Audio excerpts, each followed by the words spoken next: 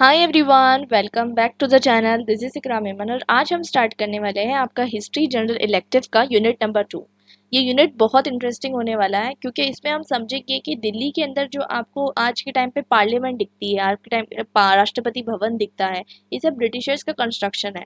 इन्होंने कंस्ट्रक्शन कैसे किया, इनके पीछे इनकी आइडियोलॉजी क्या थी। इंडिया गेट आपको देखने को मिलता है, तो ये सब उनका कंस्ट्रक्शन था।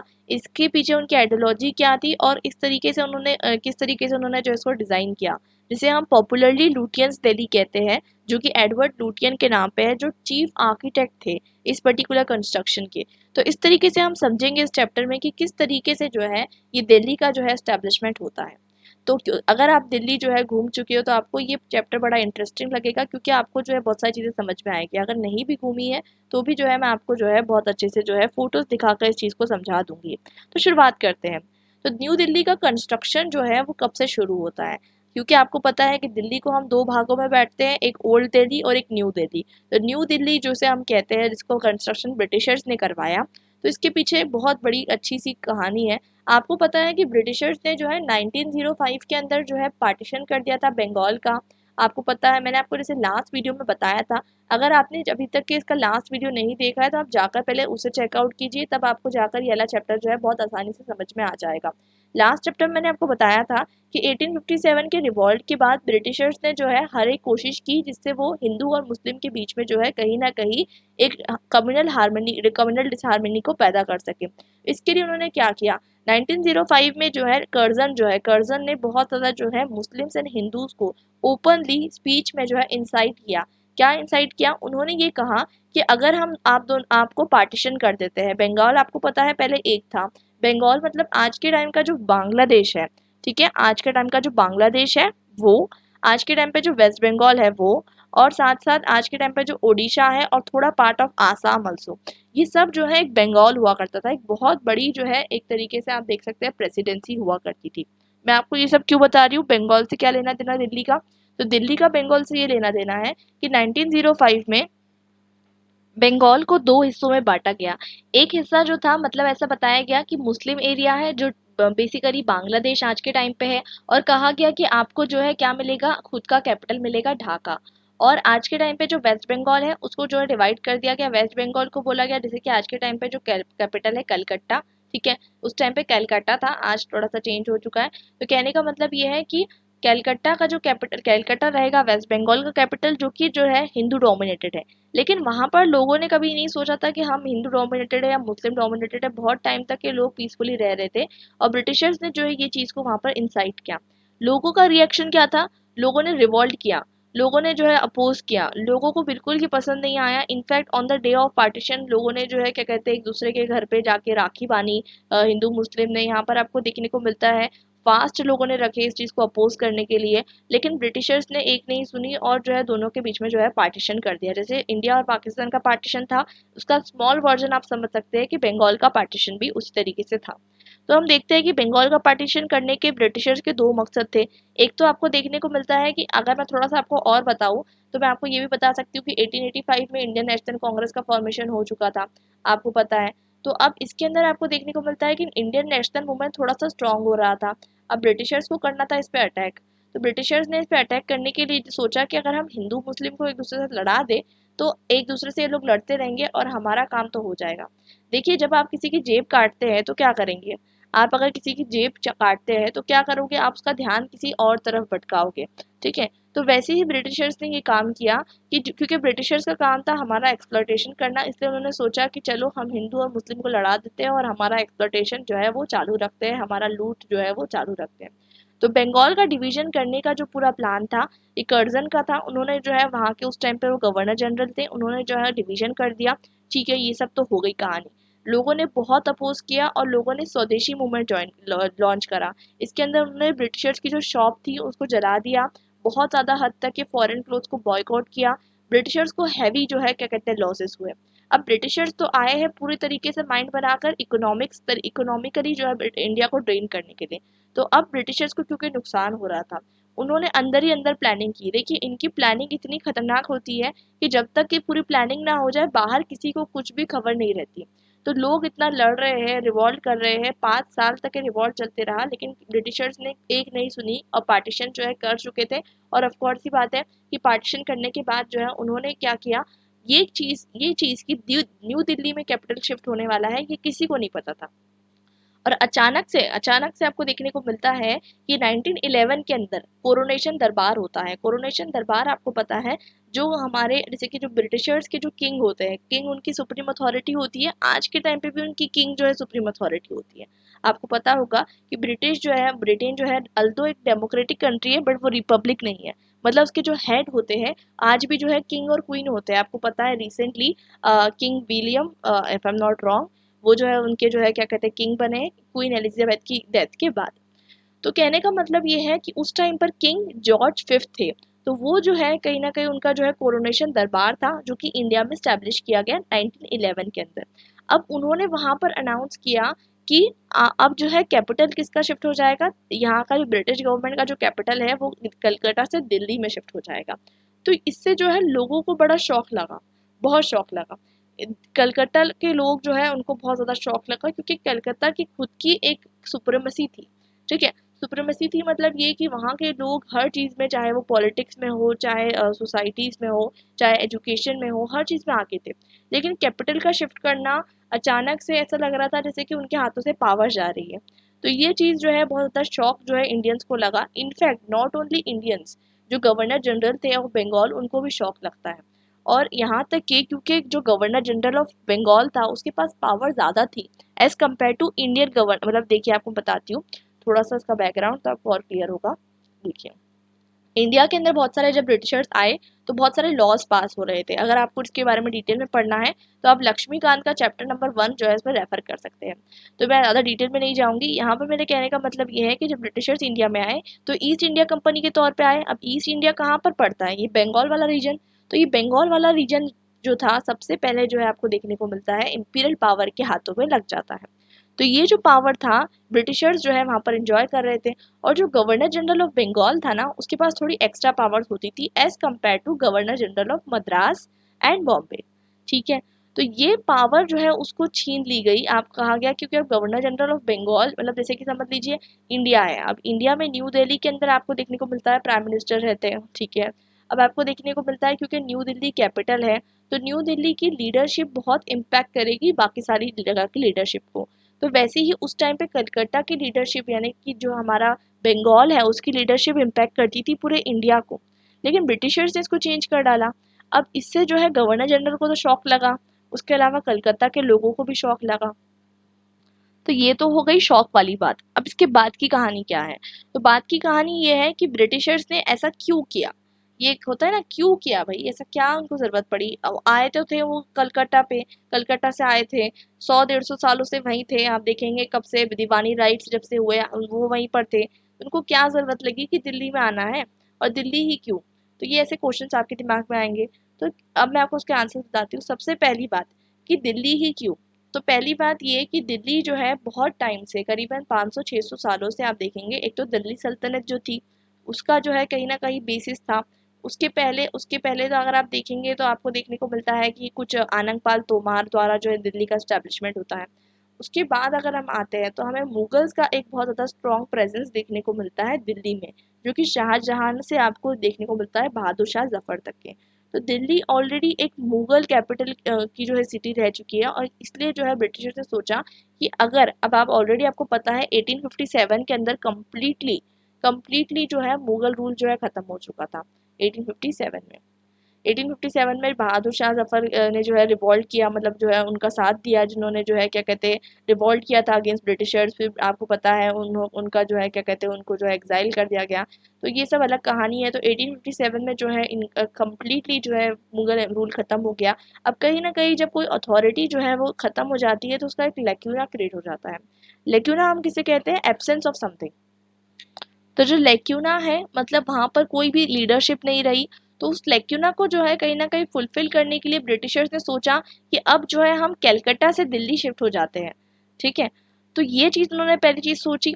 दूसरा पॉइंट क्या था, दूसरा पॉइंट ये था कि ब्रिटिशर्स ने ये भी चीज़ सोची कि 1905 में उन्होंने जो स्टेप लिया था कि उन्होंने कलकत्ता का मतलब ये जो बंगाल का डिवीज़न किया, इससे जो है बहुत ज़्यादा हद तक कि ब्रिटिश जो बंगाल के लोग थे वो बहुत खिलाफ हो चुके थे ब्रिटिशर्स के, और ब्रिटिशर्स की बिल्कुल प्रेजेंस को जो है वो लोग बर्दाश्त नहीं कर रहे थे, ब्रिटिशर्स के घरों को जला दे रहे थे।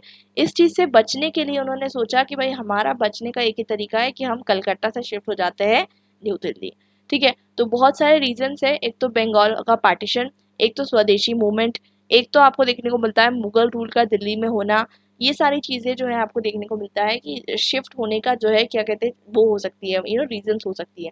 ये सब हमने रीजंस एनालाइज किए हैं क्योंकि ब्रिटिशर्स ने हमें रीजन नहीं बताया कि हम क्यों शिफ्ट हो रहे हैं। ठीक है, और सेकेंडली अब कैपिटल शिफ्ट करना कोई छोटा मोटा काम नहीं है। अगर आप सोचिए आपका घर आज इधर है, ठीक है, समझ लीजिए आपका घर एक जगह पे है, आपको अपना घर शिफ्ट करना है, तो आपको कितना टाइम लगेगा, कितनी सारी चीज़ें सोचनी पड़ेगी। तो कैपिटल मतलब पूरा का पूरा एक सिटी शिफ्ट करनी है, तो आप सोच सकते हैं कितना आर्किटेक्चर, कितना इकोनॉमिक पावर, कितना ज़्यादा रिसोर्सेज का रिक्वायरमेंट होगा। ठीक है, और कैपिटल की बात की जा रही है, जैसे कि आप सोच सकते हैं कि आज के टाइम पे न्यू दिल्ली कैपिटल है। अगर आज गवर्नमेंट ने सोच लिया कि नई दिल्ली से कैपिटल हटाना है, तो सोचिए क्या क्या चीज़ें उनको शिफ्ट करनी होगी। आज सारी एम्बेसी, सारी कॉन्सुलेट्स न्यू दिल्ली में आपको मिलती है। उसके अलावा पार्लियामेंट हाउस जहाँ पर मेंबर ऑफ पार्लियामेंट रहते हैं, हमारे इलेक्टेड रिप्रेजेंटेटिव्स रहते हैं, वहाँ रहते हैं। प्रेसिडेंट हमारे वहाँ रहते हैं, प्राइम मिनिस्टर मतलब प्रेसिडेंट राष्ट्रपति भवन में रहते हैं, प्राइम मिनिस्टर हमारे दिल्ली में रहते हैं। तो सब लोग जो है दिल्ली में रहते हैं, तो इनको शिफ्ट करने के लिए दूसरी जगह रेसिडेंशियल हाउसेस बनाने पड़ेंगे या ऑफिसेज बनाने पड़ेंगे। बहुत ज़्यादा क्यूबर्सम टास्क होता है। ऐसा नहीं कि बस बोल दिया उठा के कि कैपिटल शिफ्ट हो गया और अगले दिन से शिफ्ट हो गया, ऐसा नहीं होता। तो 1911 के अंदर आपको देखने को मिलता है कि सिर्फ अनाउंसमेंट होता है और शिफ्ट करते करते बहुत साल जो है आपको देखने को मिलता है लग जाते हैं। एक और दिक्कत जो सबसे इम्पॉर्टेंट आती है in terms of shifting the capital, वो ये भी थी कि आपको पता है कि एक ओल्ड कैपिटल शाहजहानाबाद ऑलरेडी था और एक नया कैपिटल उनको बनाना था, तो उनको कहीं ना कहीं दोनों को जो है मिक्स करना था। अब देखिए समझ लीजिए फॉर एग्जांपल आपके पास एक घर है और आपको एक घर के अंदर जो है एक्सटेंशन करना है। ठीक है, आपके घर में ये बहुत सारे रूम्स हैं और आपको अब नया घर बनाना है। अब घर में बहुत सारी चीज़ें होती है, सिर्फ रूम नहीं होता है, हॉल होता है, बहुत सारी चीज़ें होती है, आपको एक्सटेंशन करना है। तो ऐसा नहीं लगना चाहिए ना आपने बाजू में थोड़ा सा और घर बना दिया और ये घर दोनों अलग अलग लग रहे हैं, कोई कनेक्शन नहीं है। तो ये बहुत इंपॉर्टेंट चीज़ होती है। तो ओल्ड दिल्ली को न्यू दिल्ली से लिंक करने के लिए बहुत सारी सिटी वॉल्स को गिराया गया। ठीक है, क्योंकि शाहजहानाबाद एक रेस्ट्रिक्टेड एरिया था जहाँ पर जो है सिटी वॉल से उसको इनक्लोज किया गया था। इसे जो है गिरा कर जो है न्यू एरिया से जो है लिंक किया गया। तो हम समझेंगे कि किस तरीके से जो है ये चीज़ की गई। देखिए मैंने आपको पहले ही ये टॉपिक जो है समझाया कि कैपिटल जो शिफ्ट किया गया कलकत्ता से नई दिल्ली के लिए उसके क्या क्या रीजंस हो सकते हैं। और इसके बाद हम समझते हैं कि इसकी जो शुरुआत हुई, मैंने आपको बताया कि इसका लिंक किसके साथ है, इसका लिंक है बंगाल के पार्टीशन के साथ है। और बंगाल के पार्टीशन के अब हम थोड़ी सी स्टोरी समझते हैं। तो बंगाल की जो प्रेसिडेंसी है मैंने आपको पहले ही बता दिया, इसमें आसाम, बिहार, उड़ीसा के पार्ट भी थे और आज के टाइम का बांग्लादेश भी था। उसको डिवाइड किया गया। अब डिवाइड करने के दो रीजंस थे, मैंने आपको बताया, एक तो हिंदू मुस्लिम को डिवाइड करना था, दूसरा रीजन ये भी था कि एक बहुत बड़ी प्रेसिडेंसी थी तो अनगवर्नेबल थी। ऑफ कोर्स सी बात है, हम किसी भी चीज़ को डिवाइड करके क्या करते हैं, गवर्न करने के लिए उसको डिवाइड करते हैं ना। जैसे कि अगर आपको कुछ काम करना है तो आप उसको डिवाइड कर लेंगे, लेकिन डिवाइड करना on the basis of communal identity, Hindu Muslim के बेसिस पे डिवाइड करना, ये उन्होंने जो है सिर्फ और सिर्फ कम्युनल टेंशन पैदा करने के लिए किया था। सर हेनरी फ्रेजर जो है वो लेफ्टिनेंट गवर्नर थे। वो बताते हैं कि जो 4 डिस्ट्रिक्ट है वो बताते हैं कि ढाका, मेमन सिंह और चित्तागोंग, ये 3 डिस्ट्रिक्ट हमें किसको मिलाने हैं, इसमें आसाम में मिलाने हैं। तो इस तरीके का प्लान जो है 1903 में दिया गया था। ठीक है, और ये 1903 में कर्जन ने जो है इस प्लान को जो है क्या कहते हैं पब्लिक में ला लिया था। मैंने आपको बताया Curzon was the main person, और आपको देखने को मिलता है कर्जन ने जब ये प्लान सबके सामने ला लिया और फाइनली जो है ये प्लान इन्होंने ही अप्रूव किया था और 1905 में जो है ये चीज़ जो है एप्लीकेबल हो जाती है। और मैंने आपको बताया नया जो है प्रोविंस क्या कहलाया, ईस्टर्न बंगाल कहलाया। ईस्टर्न बंगाल मतलब आपको देखने को मिलता है कि जो आज के टाइम पे बांग्लादेश है जिसका कैपिटल ढाका था। तो इससे बहुत ज़्यादा प्रोटेस्ट हुए, मैंने आपको पहले ही बताया 5 साल तक के प्रोटेस्ट चलते रहे। अब यहाँ तक की सारी कहानी तो हो जाती है। सबसे पहले ये जो कैपिटल शिफ्ट करने का जो आइडिया था, ठीक है, तो कैपिटल शिफ्ट करने का जो आइडिया था कि हमें जो है कलकत्ता से कैपिटल शिफ्ट करना है दिल्ली के लिए, ये किसने प्रपोज किया था, ये बहुत इंपॉर्टेंट है, इसको आप नोट डाउन कर दीजिएगा। सर जेम्स जेनकिंस ने अपने लेटर में 17 जून 1911 में उन्होंने लेटर लिखा, किनको, हार्डिंजे को। हार्डिंजे उस टाइम पे कौन थे, गवर्नर जनरल थे। तो उनको उन्होंने ये लेटर लिखा और कहा कि अब हमें, क्योंकि, और उन्होंने ये भी बोला, ये बहुत इंपॉर्टेंट है, उन्होंने ये भी कहा कि अगर हमें जो है क्या कहते हैं, जो ब्रिटिश वहाँ पर ऑलरेडी बहुत ज़्यादा कम्युनल डिसहार्मनी पैदा हो चुकी है और उसकी वजह से कहीं ना कहीं ब्रिटिशर्स के खिलाफ जो है लड़ाई लड़ी जा रही है, मतलब लोग जो है क्या कहते हैं, लोगों की नेशनलिस्ट फीलिंग जो है जाग चुकी है। तो इसलिए उनके लिए क्या करना होगा, दोनों बंगाल को वापस जो है आपको वापस एक करना होगा। जो मतलब उन्होंने जो है पार्टीशन किया था उसको रिमूव करने की यहाँ पर उन्होंने बात की।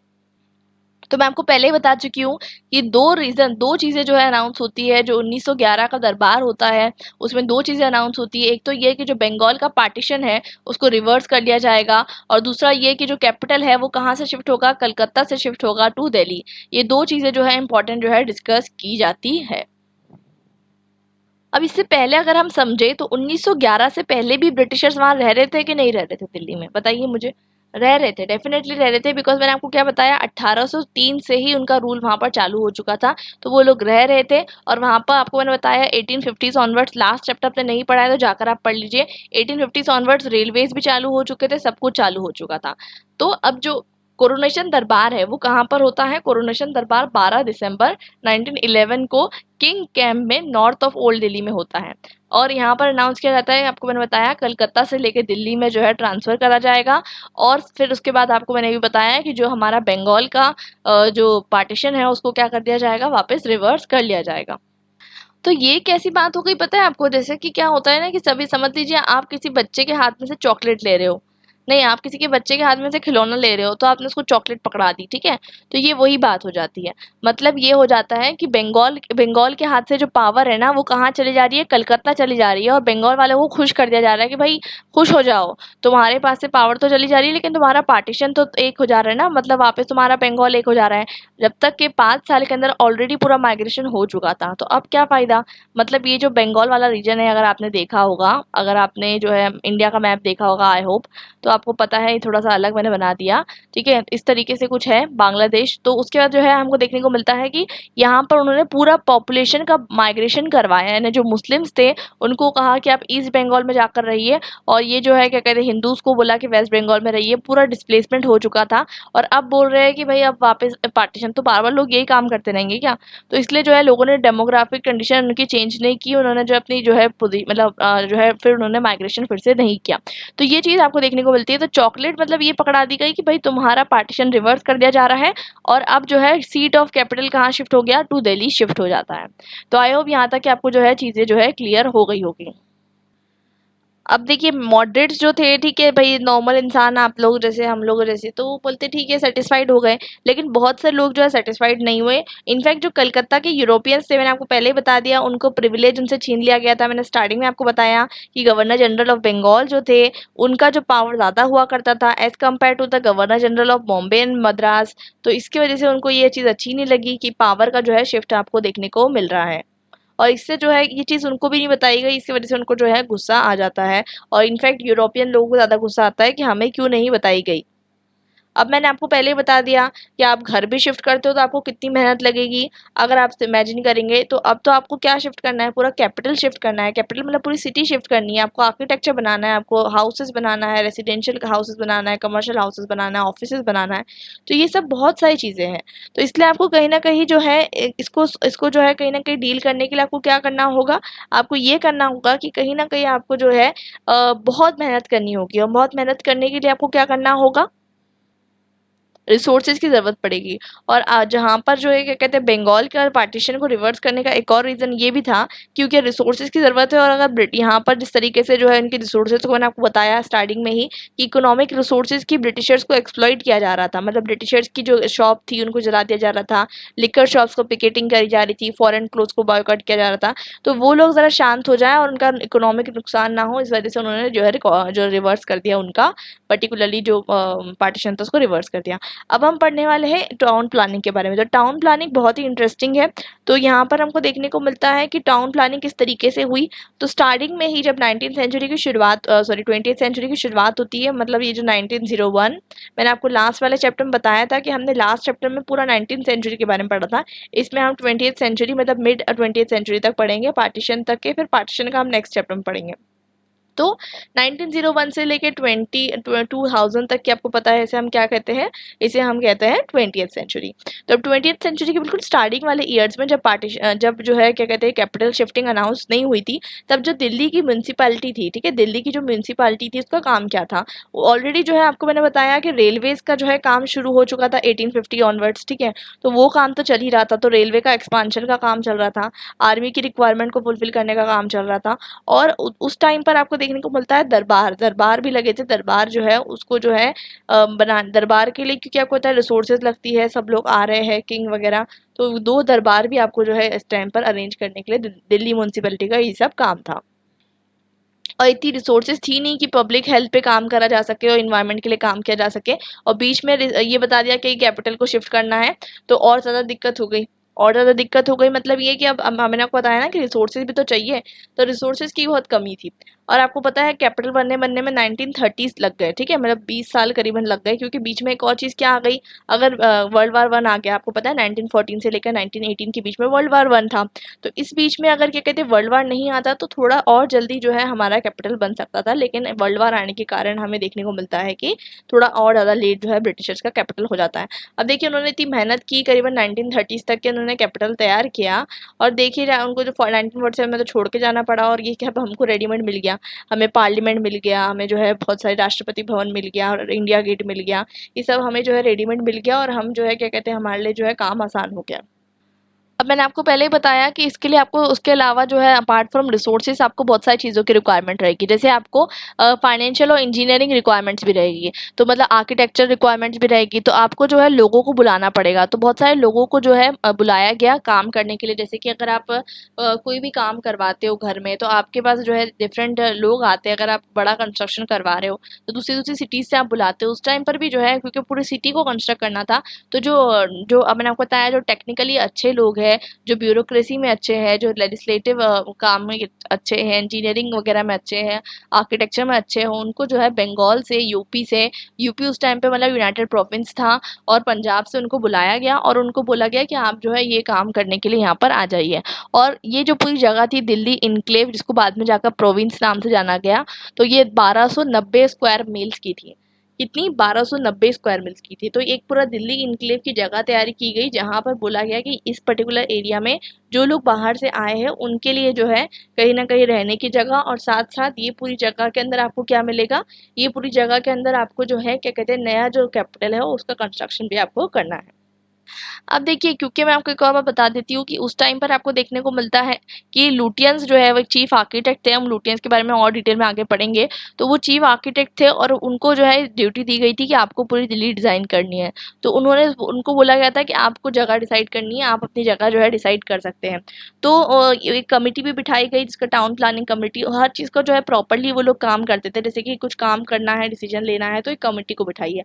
तो टाउन प्लानिंग कमेटी थी। मैं आपको बताती हूँ टाउन प्लानिंग कमेटी का कौन कौन पार्ट था। तो मैं आपको बताती हूँ, सबसे इंपॉर्टेंट चीज़ ये है कि जो हमारे लुटियंस है, एडविन लुटियंस है, एक तो ये सबसे इंपॉर्टेंट थे। इनके एक फ्रेंड थे हर्बर्ट बेकर। वो कहाँ से आए थे? वो साउथ अफ्रीका से एक प्रोजेक्ट कंप्लीट करके आ रहे थे। ये इनके फ्रेंड थे, ठीक है। इनको उन्होंने बुलाया, बोला मैं अकेले काम नहीं कर सकता, जैसे होता है ना आपको कुछ काम करना होता है, आपसे नहीं हो रहा, आप अपने फ्रेंड को बुला ले। तो वैसे ही उन्होंने कहा चलो आप भी आ जाओ, हम भी काम करेंगे, ठीक है, मिलके काम करेंगे। इनको सिर्फ डिज़ाइन करना था, इनको कुछ करना नहीं था, बट इन्होंने पूरा डिज़ाइन किया, आर्किटेक्चर, स्ट्रक्चर, ये बहुत इंपॉर्टेंट फीचर्स होते हैं। और एक जो थे वो थे हार्डिंजे। हार्डिंजे मतलब जो है वो बेसिकली गवर्नर जनरल थे। ये तीनों मिलकर जो है एक प्लानिंग कमेटी का पार्ट थे, और ये लोग जो है डिसाइड कर रहे थे कि हमें कहाँ बनाना है, ठीक है। बहुत इंटरेस्टिंग सी चीज़ है, कहानी जैसे समझना है, कोई बड़ी बात नहीं है।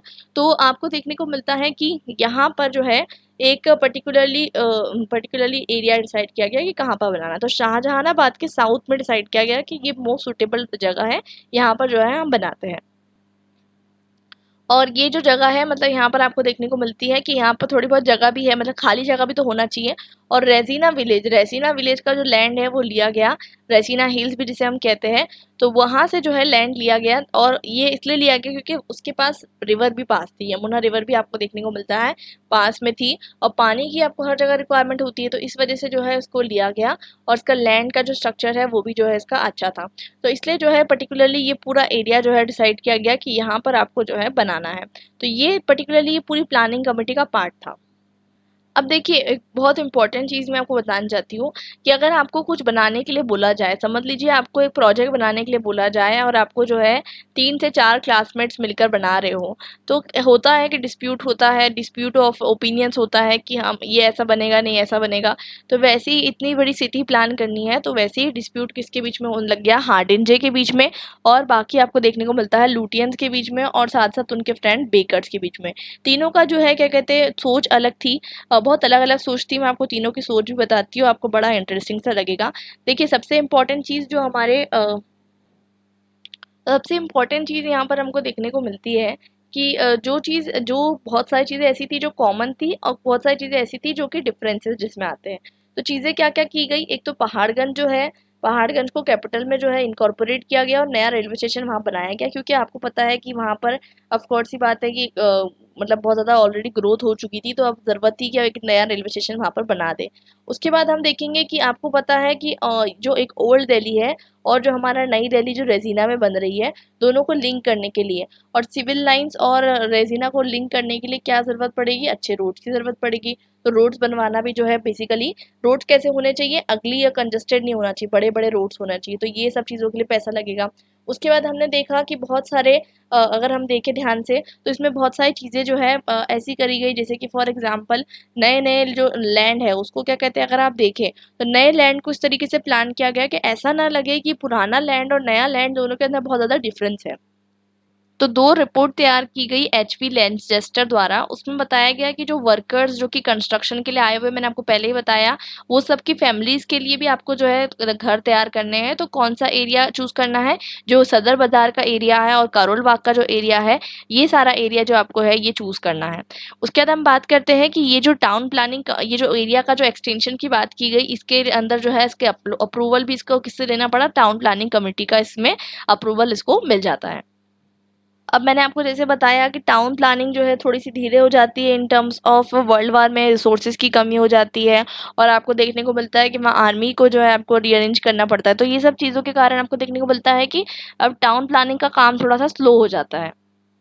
अब बात करते हैं आर्किटेक्चर की। तो आर्किटेक्चर एक ऐसा पॉइंट था जहाँ पर मैंने आपको बताया था ना कि एक पॉइंट ऑफ कन्वर्जेंस होता है, एक पॉइंट ऑफ डाइवर्जेंस होता है। मतलब 4 लोग मिलकर एक प्रोजेक्ट पे काम कर रहे हैं, तो उसमें कुछ पॉइंट ऐसे होंगे जो सबके मिलते-जुलते होंगे, कुछ पॉइंट ऐसे होंगे जो डाइवर्ज होंगे। तो वैसे ही जो पॉइंट ऑफ डाइवर्जेंस है वो क्या थे, आर्किटेक्चर का। तो वो हम पढ़ेंगे कि किस तरीके से डिफरेंट आर्किटेक्ट्स को अलग-अलग जो है तरीके से डिज़ाइन करना था सिटी को। एक बहुत इंपॉर्टेंट चीज़ की गई कि ये पूरा का पूरा जो आर्किटेक्चर डिज़ाइन किया गया वो यूरोपियन क्लासिसिज्म के स्टाइल में डिज़ाइन किया, लेकिन उसके बावजूद बहुत सारी चीज़ें, अब ऑफ कोर्स ही बात है, अगर मैं आपको कहीं पर भेजूँ, अगर मैं आपको एक जंगल में भेजूँ और बोलूँ कि यहाँ पर आपको डिज़ाइन करना है, आपको जो आता है आप वैसा डिज़ाइन करेंगे, लेकिन रिसोर्सेज तो वहीं की यूज़ करेंगे ना। ऐसा तो नहीं है कि आप वहाँ पर जाकर दूसरी जगह की रिसोर्सेज यूज़ कर सकते हैं, मतलब जंगल में जाकर आप समुद्र के रिसोर्सेज थोड़ा ना यूज़ करने लग जाएंगे। तो कहने का मतलब ये है कि जो रिसोर्सेज यूज़ की गई वो रेड सैंडस्टोन यूज़ किया गया, पीच स्टोन स्क्रीन्स यूज़ किए गए, डेकोरेटिव टरेट्स यूज़ किए गए, ये सारी चीज़ें जो है ये सब ऑलरेडी शाहजहानाबाद में यूज़ हो रही थी। तो इसका मतलब ये सारी चीज़ें जो है कहीं ना कहीं आपको देखने को मिलता है कि मुगल कैपिटल की शान जो थी उसी सब चीज़ों की शान को यूज़ करके ब्रिटिशर्स ने क्या सोचा कि हम हमारा जो है इम्पीरियल कैपिटल अपने आप को बताने की कोशिश करते हैं। अब ये जो इनके आर्किटेक्ट्स थे, ठीक है, आर्किटेक्ट्स की भी खुद की अंडरस्टैंडिंग थी। आपको मैं बताती हूँ दोनों के बारे में। मैंने आपको पहले बताया कि जो बेकर थे वो साउथ अफ्रीका से आए थे एडवर्ड ल्यूटियंस को ज्वाइन करने के लिए। तो दोनों ने अपनी ड्यूटीज डिवाइड कर ली। तो लुटियंस ऑलरेडी काम शुरू कर चुके थे, तो उन्होंने वाइसरॉय हाउस यानी आज के टाइम पे आप देखेंगे जो राष्ट्रपति भवन है उसका डिजाइन करना और लेआउट करना, ये सब लुटियंस ने किया। इसलिए लुटियंस का नाम आपको ज्यादा दिखेगा, ना कि बेकर्स का। तो जो बेकर थे उनका काम था सेक्रेटरीट ब्लॉक्स डिजाइन करना। तो बेकर के आने से पहले ऑलरेडी बहुत सारा काम हो चुका था। तो अब काम हो चुका है और ये भी डिसाइड हो चुका है कि कहाँ पर बनेगा, रेजिना हिल्स पे बनेगा। तो देखिए जो आप अगर इंडिया गेट जाते हैं और इंडिया गेट से अगर आप मूव करते हैं, ठीक है, टू दी अदर पार्ट, तो आपको देखने को मिलेगा कि एक स्लोप है। तो वो स्लोप जो है आपको देखने को मिलता है कि ये इस तरीके से डिजाइन किया गया है कि एक तरीके से जो राष्ट्रपति भवन है, जो वाइसरॉय हाउस है, ठीक है, वो कहीं ना कहीं क्या बताने की कोशिश की जा रही है, वो ये बताने की कोशिश की जा रही है कि ये इंपीरियल पावर है, इसलिए ये एट अ हील रहेगा, एट अ स्टीप स्लोप रहेगा। ठीक है, तो स्टीप स्लोप्स के लिए डिसाइड किया गया और यहाँ पर इसको बनाया गया। ऐसा आज लगेगा नहीं दिखने में, लेकिन वो थोड़ा सा हाई एलिवेशन पे है as compared to India Gate. अब तीनों के अंदर जो है, ये तीनों लुटियंस, बेकर एंड हार्डिंजे, तीनों जो है इस चीज़ को मानते हैं कि जो दिल्ली हम बनाएंगे वो ऐसी दिल्ली होना चाहिए जिससे ब्रिटिश की इंपीरियल पोजीशन दिखे, जिससे इंपीरियल आर्किटेक्चर रिफ्लेक्ट हो। लेकिन तीनों का जो है अलग अलग तरीके का जो है बेसिकली पॉइंट ऑफ व्यू होता है। हार्डिंजे बताते हैं कि हमें ईस्टर्न स्टाइल यूज़ करनी है। ईस्टर्न स्टाइल यूज़ करनी है मतलब हमें इंडिया के भी थोड़ी बहुत चीज़ें लेनी है, क्योंकि अल्टीमेटली कैपिटल तो हम इंडिया में बना रहे हैं ना। ऐसा तो नहीं है कि हम कैपिटल कहीं यूरोप में बना रहे हैं, क्या पूरा यूरोपियन स्टाइल का बनाएंगे। तो आपको इंडिया की स्टाइल को भी फॉलो करना है, ठीक है। और उन्होंने ये भी कहा कि जो मुगल स्टाइल है उनको भी फॉलो करना है। तो ये ऐसा कैपिटल बनाना है कि इंडियंस को ये लगे कि ये कैपिटल हमारे लिए है, ऐसा ना लगे कि भाई किसी और के लिए कैपिटल बना के चले गए, ठीक है।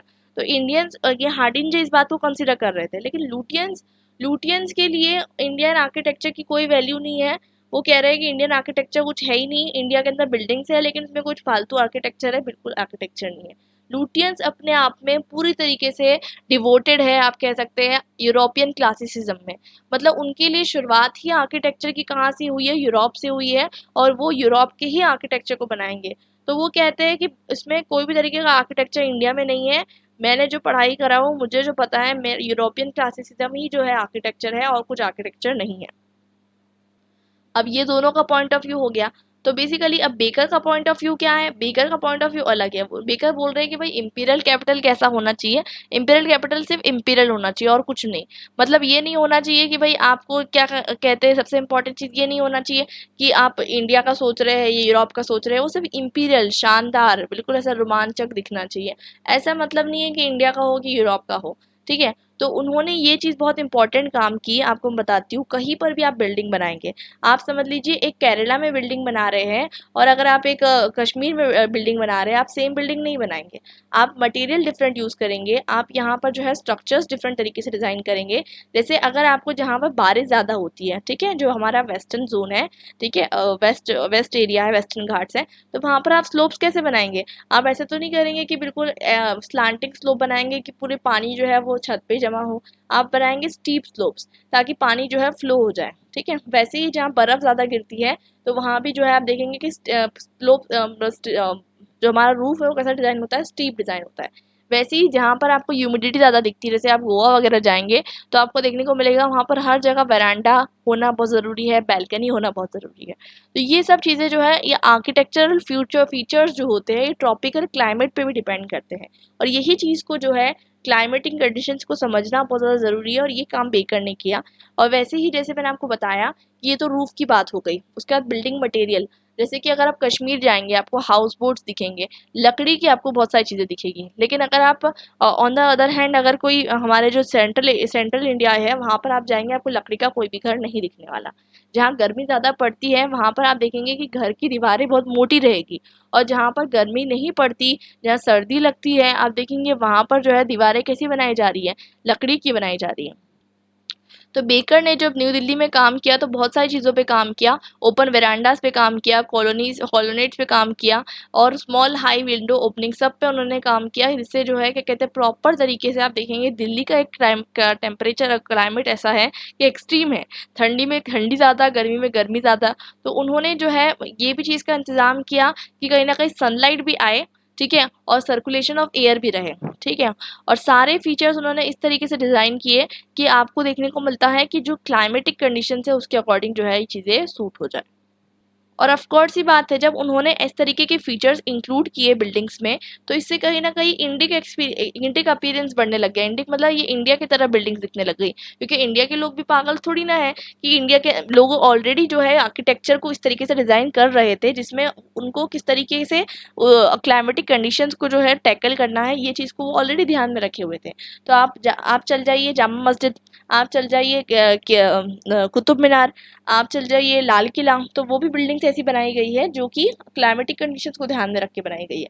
तो वैसे ही बिल्डिंग्स जो है, अब पार्लियामेंट अगर आपको जाने का मौका मिलता है, सेंट्रल सेक्रेटेरिएट हॉल जाने का मौका मिलता है, वहाँ आप जाइए, इंडिया गेट जाकर देखिए, इंडिया गेट तो खैर गेट ही है। तो उसके अलावा राष्ट्रपति भवन जाने का मौका मिलता है तो वहाँ जाइए, तो आपको दिखेगा कि वो ही चीज़ जो आपको देखने को मिलती है कि वहाँ पर भी जो है सेम चीज़ फॉलो की गई। तो स्टार्टिंग में तो थोड़ा सा टेंशन रहा तीनों के बीच में, लेकिन फिर उन्होंने ऑफ कोर्स बात है बनाना ही है ना, डिस्कशन करते रहेंगे तो फिर बनाएंगे कैसे। तो बनाना स्टार्ट किया धीरे धीरे। लुटियंस जो है पहले तो बोल रहे थे कि नहीं इंडिया का कुछ नहीं चाहिए हमको, लेकिन धीरे धीरे उन्होंने इंडिया के आर्किटेक्चर फीचर्स को भी उन्होंने इन्वॉल्व किया, जैसे कि एक छज्जा उन्होंने इंक्लूड किया, ठीक है, छतरी से उन्होंने इंक्लूड किया। आप जाकर ध्यान से देखेंगे तो आपको समझ में आएगा। एलिफेंट स्कल्पचर्स गेटवे पे आपको देखने को मिलेगा। और यहाँ पर आपको देखने को मिलता है कि जो वाइस रॉय का हाउस है वो पूरी तरीके से लुटियंस ने जो है डिज़ाइन किया था। और बाद में जाकर जो बेकर के जो सेक्रेटेरिएट हाउस जो बेकर ने डिज़ाइन किए हैं, वो आपको दिखेगा कि उसमें थोड़े इंडियन मोटिव भी उन्होंने इंक्लूड किए हैं। तो देखने को मिलता है कि कहीं ना कहीं जो है दोनों भी चीज़ें क्लोज कांटेक्ट में जो है काम कर रही हैं।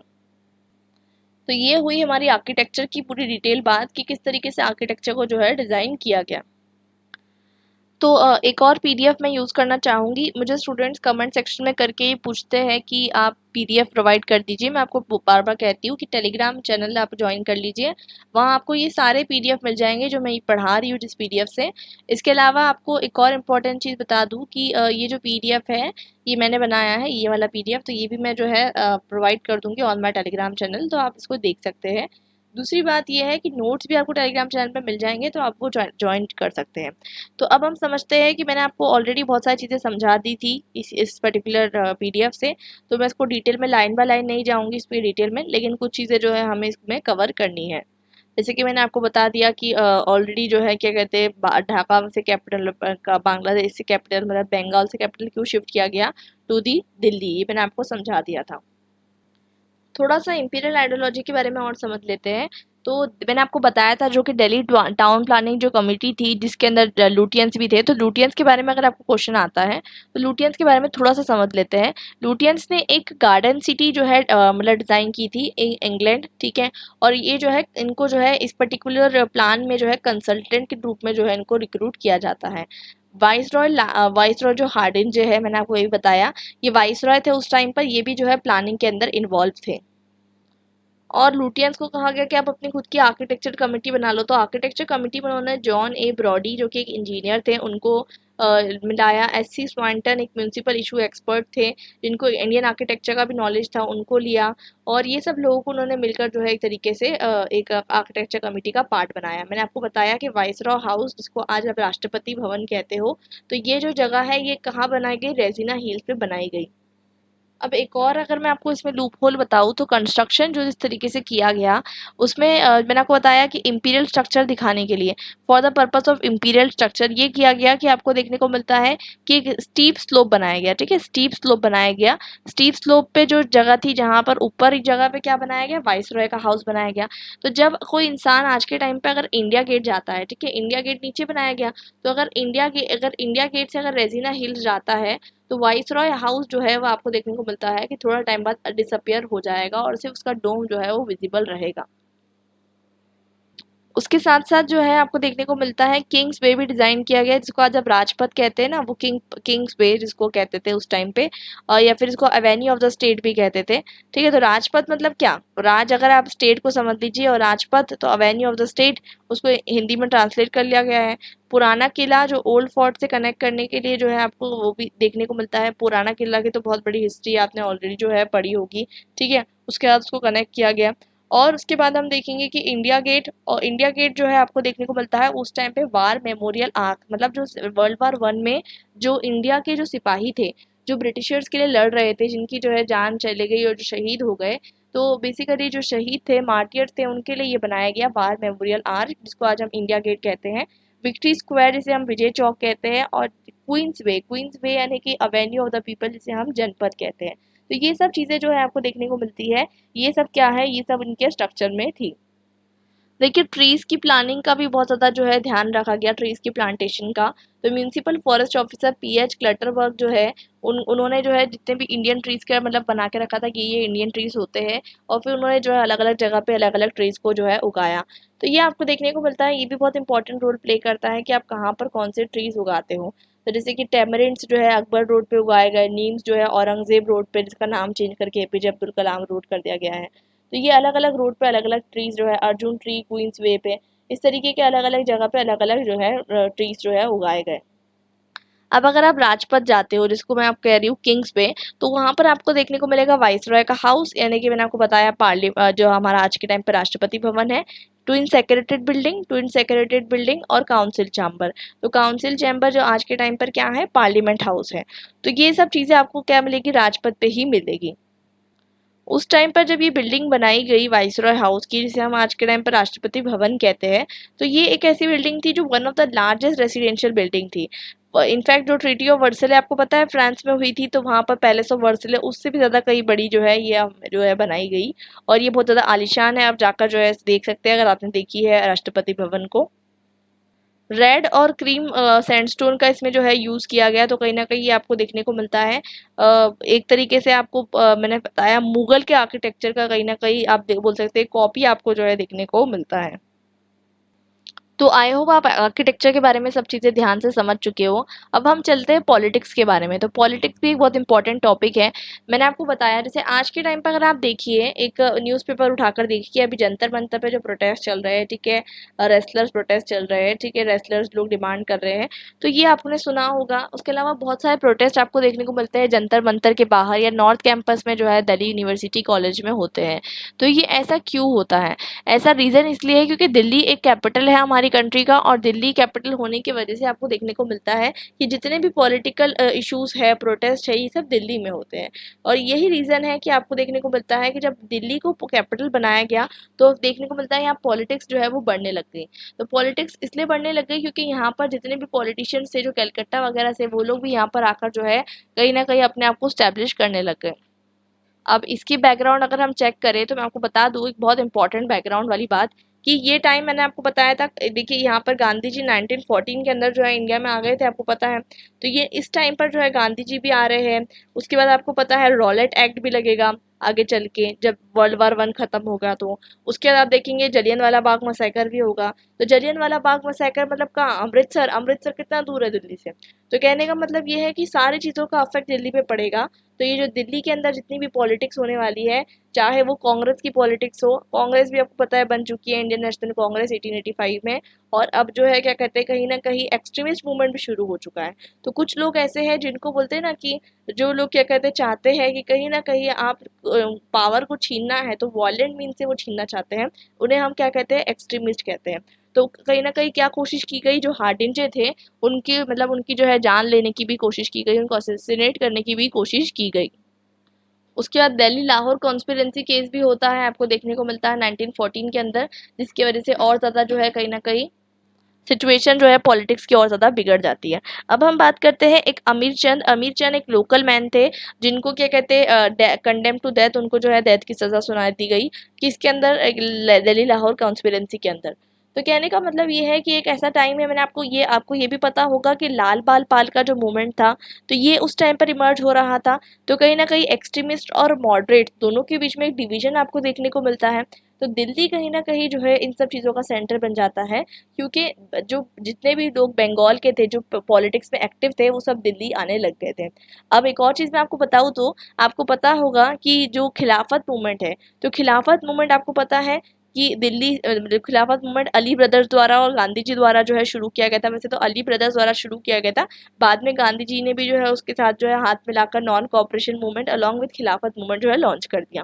तो कहने का मतलब ये है कि अली ब्रदर्स जो है, जिसमें मोहम्मद अली और शौकत अली आते हैं, इसका आपको कंटेक्स्ट मालूम होना चाहिए। खिलाफत मूवमेंट आपने बचपन से पढ़ा होगा कि वर्ल्ड वार 1 में जो टर्की के जो ओटोमन एम्पायर के जो लीडर है उनको डिस्प्लेस कर दिया गया था बाय ब्रिटिशर्स, तो उसके खिलाफ जो है उन्होंने जो है अवेयरनेस फैलाने के लिए दोनों ब्रदर्स ने मिलकर मूवमेंट शुरू किया था।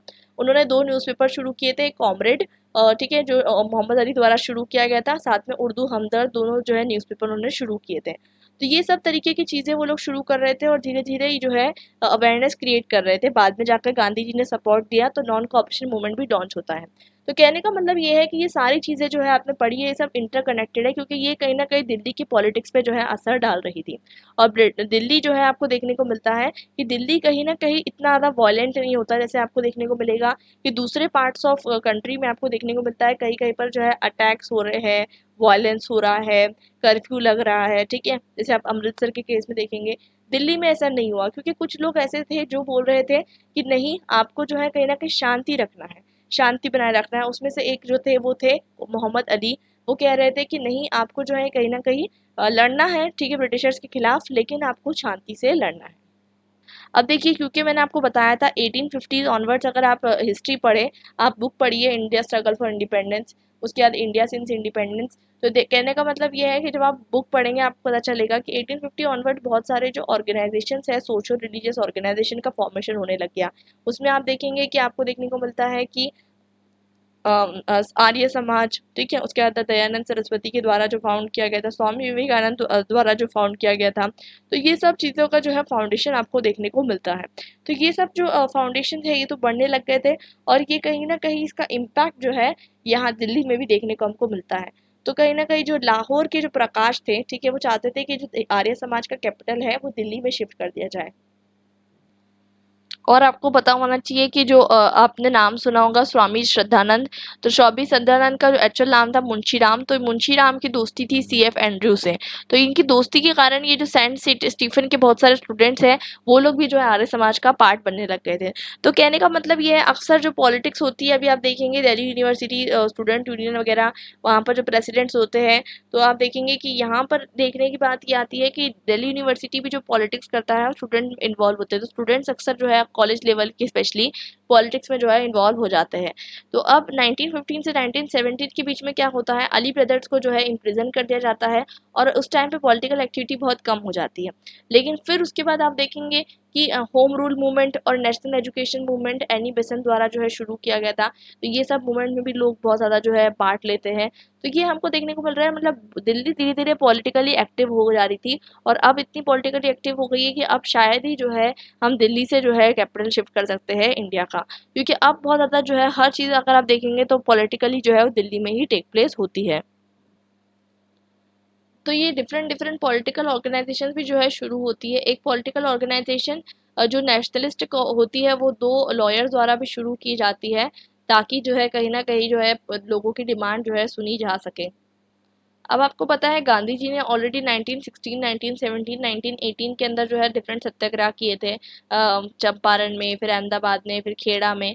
तो अभी जो टाइम था, ये दिल्ली जो है, दिल्ली के अंदर बहुत सारी चीज़ें ऐसी हो रही थी, अगर आप देखेंगे, एक तो वर्ल्ड वार 1 हो रहा था, अगर वर्ल्ड कंटेक्स्ट में अगर आप देखें, तो दिल्ली के अंदर से क्या इम्पैक्ट पड़ा, आपको पता है वार में जो है रिसोर्सेज जाती है, उसकी वजह से इन्फ्लेशन बढ़ने लग गया, ठीक है, रेंट्स बढ़ने लग गए। तो इन सब चीज़ों की वजह से जो है आपको देखने को मिलता है कि लोग परेशान हो रहे थे। लोगों को क्या चाहिए, लोगों को सुकून शांति से जीना है, लेकिन अगर आप पैसे बढ़ाते जाएंगे तो लोग प्रोटेस्ट करेंगे डेफिनेटली। इनकम टैक्स लगा दिया गया था लोगों पे, और सुपर टैक्स भी लगा दिया गया था। उसमें भी फिर इन्फ्लुएंजा भी आ जाता है, एक 1918 के अंदर जैसे कोविड-19 आया, वैसे ही उससे भी ज़्यादा कोई खतरनाक इन्फ्लुएंजा था, ठीक है। बहुत लोगों की यहाँ पर आपको देखने को मिलता है, लाखों लोगों की यहाँ पर जान जो है चली जाती है। अब आपको देखने को मिलता है कि रॉलेट सत्याग्रह भी गांधी जी द्वारा शुरू किया गया, वो मैं आपको उतना डिटेल में नहीं बताऊंगी। रॉलेट एक्ट आपको पता होना चाहिए, जैसे कि वर्ल्ड वार 1 जब हटाया गया, तो वहां पर रॉलेट एक्ट लगा दिया गया, मतलब प्रेस पे जो है कहीं ना कहीं जो है बैन लगा दिया गया बाय दी, फ्री प्रेस पे जो है बैन लगा दिया गया बाय दी ब्रिटिशर्स। तो इस चीज़ के अगेंस्ट जो है सत्याग्रह गांधी जी ने किया, तो वो भी जो है 120 लोगों द्वारा जो है दिल्ली में ही जो है साइन हुआ। तो ये सब चीज़ें मतलब पॉलिटिकल, सोशल, कल्चरल मूवमेंट साथ में चल रहे थे, नॉन कोऑपरेशन एक्टिविटीज़ भी शुरू हो गई। नॉन कोऑपरेशन में आपको पता है बहुत सारे जो प्रोफेसर्स है, प्रिंसिपल ऑफ हिंदू कॉलेज जो गिडवानी थे, उन्होंने अपना जो है रिजाइन कर दिया। पियरे लाल, अजमल खान, इन्होंने अपने टाइटल्स गिव अप कर दिए। तो कहने का मतलब ये था कि कहीं ना कहीं आपको देखने को मिलता है कि ये पूरा पर्टिकुलर जो सीन था, ये सीन इस तरीके से हो रहा था कि अब हमें जो है क्या चाहिए, आज़ादी चाहिए। दूसरी चीज़ यहाँ पर एक और आती है कि जो काउ स्लॉटर है, काउ स्लॉटर ऑफ कोर्स मैंने आपको पहले ही समझाया था फर्स्ट चैप्टर में कि मुगल रूलर्स ने काउ स्लॉटर पे बैन रखा था पीस, कम्युनिटी और कॉपरेशन मेंटेन करने के लिए, और उन्होंने जो है कहीं ना कहीं हिंदू लोगों के बारे में सोचा। लेकिन आप सोचिए ब्रिटिशर्स इंडिया में आए, उन्होंने काउ स्लॉटर पे बैन हटा दिया। तो अब जो है मूवमेंट इसी तरीके से शुरू हुआ कि मुस्लिम लोग और हिंदू लोग दोनों साथ में आ रहे थे और दोनों मिलकर क्या कर रहे थे, काउ स्लॉटर पे अबेंडन करने की कोशिश कर रहे थे कि भाई हम काउ स्लॉटर नहीं करेंगे। तो इस तरीके से आपको देखने को मिलता है, यूनिटी देखने को मिल रही है। अब देखिए यूनिटी और साथ साथ कुछ लोग होते हैं जो यूनिटी करना चाहते हैं, कुछ लोग होते हैं कम्युनल वायलेंस क्रिएट करना चाहते हैं। अगर आप आज भी इंडिया में देख लीजिए तो आपको अलग अलग जगह की अलग अलग स्टोरीज दिखेगी। आप पॉजिटिव साइड देखने जाएंगे तो पॉजिटिव दिखेगा, नेगेटिव साइड देखना चाहेंगे तो नेगेटिव साइड दिखेगा। उस टाइम पे न्यू दिल्ली म्यूनसिपालिटी भी स्टैब्लिश हुई थी 1916 के अंदर, और ये 1925 तक इफेक्टिव हो गई। और वहाँ पर जो है आपको देखा गया कि सिटी को डेवलप करना, ये सब काम जो है ऑफ कोर्स सी बात है, सिटी को मेंटेन करने का काम म्यूनसिपैलिटी का होता है। 1931 तक के जो है मतलब 20 साल करीबन लग गए और कैपिटल बनते बनते। और कहने का मतलब ये है कि ये जो मतलब कैपिटल बनाया गया कहीं ना कहीं जो है मैंने आपको बताया इस तरीके से बनाया गया कि पुराना दिल्ली को भी मेंटेन करना है, नई दिल्ली को भी मेंटेन करना है, और म्यूनसिपैलिटी सर्विस का जो है इसमें बहुत ज़्यादा रोल आपको देखने को मिलता है। तो हम आ चुके हैं इस चैप्टर के कंक्लूजन पे। आई होप आपको ये चैप्टर जो है अच्छे से समझ में आ गया हो। अब चैप्टर के कंक्लूजन में आपको ये बताती हूँ कि किस तरीके से जो पॉलिटिकल पावर है वो शिफ्ट होती है कलकत्ता से दिल्ली के बीच में, उसके रीजंस हमने जाने।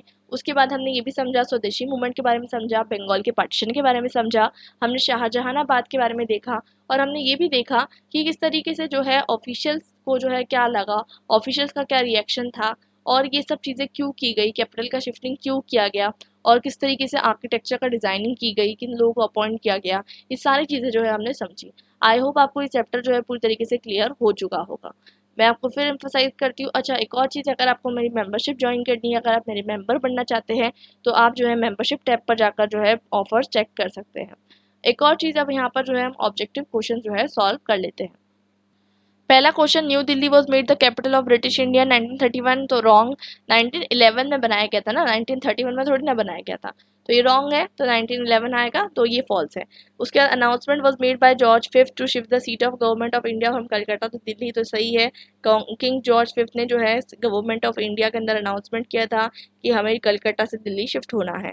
Revoking of Bengal partition, redrawing the provincial boundaries and the transfer of imperial capital was proposed by sir James Jenkins. तो सर जेम्स जेनकिंस ने कहा था कि भाई पार्टीशन आप जो है बंगाल का ख़त्म कर दो और कैपिटल को मूव करो। तो जी हाँ, मैंने आपको इनका नाम नोट करने के लिए कहा था, इन्होंने जो है बहुत ज़्यादा प्रोमिनेंट रोल जो है निभाया है। कोरोनेशन दरबार 12 दिसंबर 1911 में हुआ किंग्स कैंप में, ठीक है, सही है। Town planning committee was not headed by Edwin Lutyens, तो ये गलत हो जाएगा, टाउन प्लानिंग कमेटी तो हेडेड थी by Edwin Lutyens. City wall जो है from Kabul to Ajmeri gate, मैंने आपको बताया ये डेमोलिश कर दी गई और डिचफिल्ड कर दी गई, तो जी हाँ, सिटी वॉल्स को जो है कहीं ना कहीं तोड़ के जो है बराबर कर दिया गया। Town planning schemes ahead with great speed during world war, क्या वर्ल्ड वार के टाइम पे टाउन प्लानिंग स्कीम्स चल रही थी? बिल्कुल गलत बात है, नहीं चल सकती, फॉल्स आएगा। Baker left south Africa in 1912, तो जी हाँ, बेकर मैंने आपको बताया रिक्वेस्ट ऑफ लुटियंस पे साउथ अफ्रीका छोड़कर इंडिया में आ जाते हैं। हार्डिंजे जो है वो डिज़ाइन करना चाहते थे एक नया इंपीरियल कैपिटल जो कि इंडियन के सब्जेक्ट्स को भी एक्सेप्टेबल हो, तो जी हाँ, हार्डिंजे हमेशा चाहते थे कि इंडिया के लोगों के लिए भी इसको कंसिडर किया जाए। मेटकाफ सजेस्ट करते थे कि इंपीरियल आर्किटेक्चर वो किसी पर्टिकुलर जोग्राफिकल सेटिंग से रिलेटेड नहीं है। हाँ, तो ये भी सही बात है कि मैंने आपको ऊपर बताया था कि मेटकाफ ये बताते हैं कि इंपीरियल आर्किटेक्चर वो कोई ज्योग्राफिक हेडिंग से रिलेटेड नहीं होता।